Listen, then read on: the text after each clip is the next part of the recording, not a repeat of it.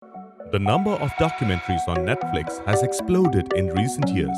From classic features to original documentary series, there's enough content to keep your evenings educational for months.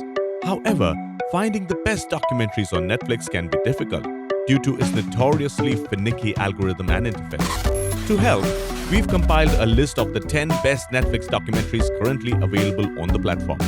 We have included both documentary features and series covering a wide variety of topics. Whether you're a political junkie, a nature lover, or a true crime fan, there is sure to be something for you. I'm here in one Wild, of the Wild largest Country. ranches in the Northwest.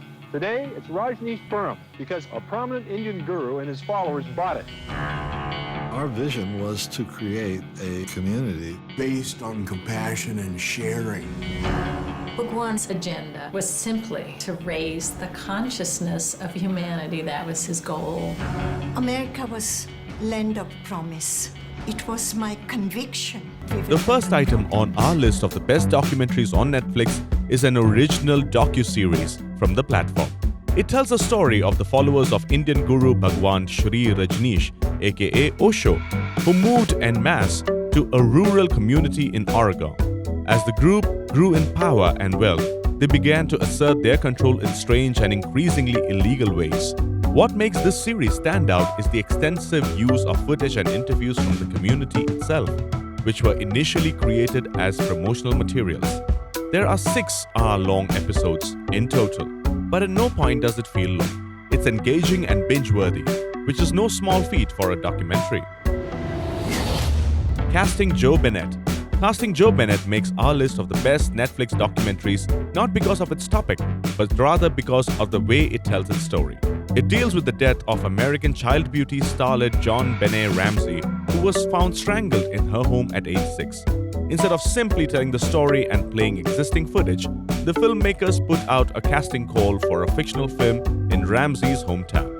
The result is a strangely intimate look at how the story evolved in the minds of everyday people once the media gets hold of it. Stories about who killed John Benet. There was so much speculation. He was in John Benet's bedroom. It was a 3-page ransom note. It still haunts me. There was a Santa Claus that was at the party. Oh, oh, oh. This is why I have a background check every year. In cases like that, it's always somebody you know. Good girl. The mother had to do it. Why would she have no motive? And then her husband. I think he's the innocent one. Actually, the son. There's no way a 9-year-old could pull off a murder like this. If you tell someone a secret, it's no longer a secret. Shirkers. When I was 18, the thing I wanted more than anything was to make a movie. I had the idea that you found freedom by building worlds inside your head.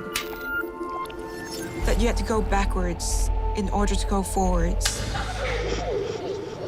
But I never imagined it would end this way. Whenever you're ready. Now. Shirkers isn't about global conspiracy or maniacal serial killer. It's just a simple story of a group of young filmmakers in Singapore and their encounter with a strange man who would eventually run off with the film. That's not a spoiler, it's the premise of the entire documentary. What this documentary lacks in gravitas, it makes up for in charm. Seeing how the group developed into adults and how it affected their professional and personal lives is fascinating. If you're looking for a light-hearted Netflix documentary that won't leave you in tears, this is the one. Police had turned my brother into the prime suspect in his own murder. Your father said to me, "These are vicious people.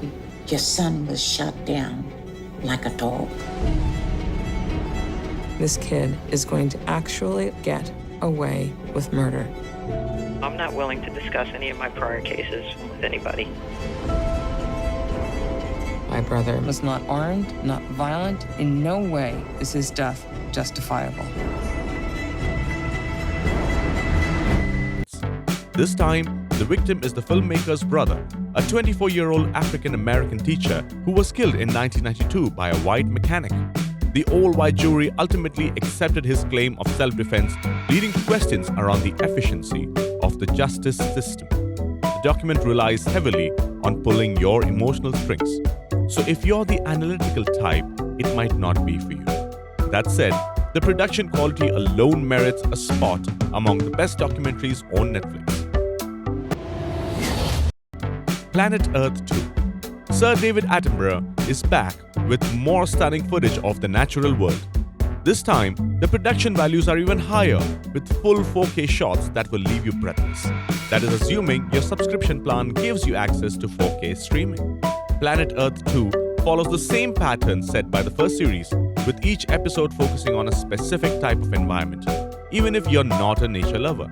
Check this one out while it's still available, because it's not only one of the best documentaries on Netflix, it's one of the best documentaries, period.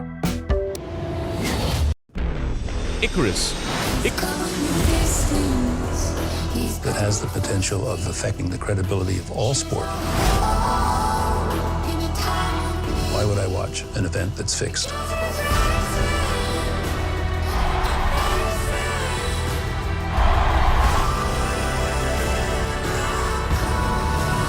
You in any danger? Yes. Oh, I need to escape. Putin will kill me. Icarus starts out as a simple documentary about how easy it is to fool doping tests in professional sports. But it quickly spirals out of control when the filmmaker enlists the help of head of Russia's anti-doping laboratory, Grigory Rodchenkov. Grigory is quite the character, and through his friendship with the filmmaker, he reveals the secrets of Russia's state-sponsored doping program at great risk to his own life. The thrilling Netflix documentary won the Academy Award for the Best Documentary Film in 2017. Were required to keep these prisons filled, even if nobody was committing a crime. It's so difficult to talk about mass incarceration because it has become heavily monetized. The focus is on taking people from prison, putting them in community corrections, parole and probation. How much progress is it really if now there's a private company making money off the GPS monitor? We now have more African Americans under criminal supervision than all the slaves back in the 1850s. 13th is easily the heaviest and most timely film on our list of the best documentaries on Netflix. The title is a reference to the 13th Amendment of the Constitution of the United States, which freed the slaves and prohibited slavery. While this was a major step forward at the time, it included an elephant-sized loophole by excluding criminals. This documentary outlines how that loophole was exploited by those in power to keep African Americans and other minorities powerless and imprisoned. This is not a feel-good Netflix documentary for a weekday evening, but it's an important issue that continues to plague communities all around the world. It was nominated for an Oscar and took home several other awards, including an Emmy for Best Documentary. Long guy. Making a Murderer. Stephen Avery spent 18 years in prison for something he didn't do. 18 years. 18 years. DNA had come through indicating that he had not committed the crime. Law enforcement officers realized that they had screwed up big time. We were getting ready to bring a lawsuit. It's $36 million. Manitowoc County itself and the sheriff and the DA would be on the hook for those damages. They're not handing that kind of money over to Steve Avery. I did tell him, be careful. They are not even close to being finished with you. Making a Murderer is one of the first original Netflix documentaries to gain popularity in general public. It has a lot in common with other true crime series like Serial and HBO's The Jinx. So if you enjoy those, then this is for you. The 2-season docuseries tells the story of Stephen Avery, who was a frequent target of local law officials in a rural country in Wisconsin. A concentrated effort was made to convict Avery for a murder, despite a lack of strong evidence connecting him to the crime. My heart to what 20 I was feet doing, from Stardom. I would automatically be a star. It got so bad, I started cleaning houses. I just looked up and said, okay, you're supposed to be singing. There's a whole world out there who wants to hear you sing.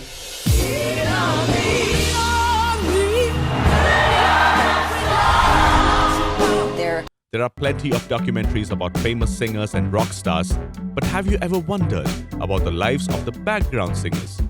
Of course you haven't. That's what makes this Academy Award-winning feature documentary so interesting. 20 Feet from Stardom turns the spotlight to the back of the stage and highlights the careers of Darlene Love, Judith Hill, and several other backup singers. It's tempting to assume this documentary is about unfulfilled potential, but in fact, the opposite is true. These women are often more than happy to stay in the shadows and do what they love to do: sing. Has been controlled. They love me but when I I'm want to go dead. further. It's the story of the last day of the director's life. The darling of Hollywood who fell out of favor. Wait a minute, that's Orson. Is it? Orson, is that you? Everybody will think it's autobiographical, but it's not. Yeah, bullshit. Orson was such a perfectionist. Action. So I think we have ourselves a confrontation. Cut. I fucked that up. Take 21. He was creating an environment where others would get sucked into it. It was this circus of scattered souls. It's Orson, it'll be something. We were totally out of reality. And he said, if anything ever happens to me, I want you to promise me you'll finish the picture. Released in tandem with the film it covers, They Love Me When I'm Dead focuses on the makings of The Other Side of the Wind, legendary filmmaker Orson Welles' final film. That project, The Other Side of the Wind, is about a respected fictional filmmaker, played by John Huston, who has fallen out of favor in Hollywood as he tries to make a film that will propel him back into the limelight. They Love Me When I'm Dead chronicles the chaotic production reconstructed in interviews with people who worked on it, including famous director Peter Bogdanovich. It's a striking portrait of one of Hollywood's most important filmmakers and a pretty wild ride to boot.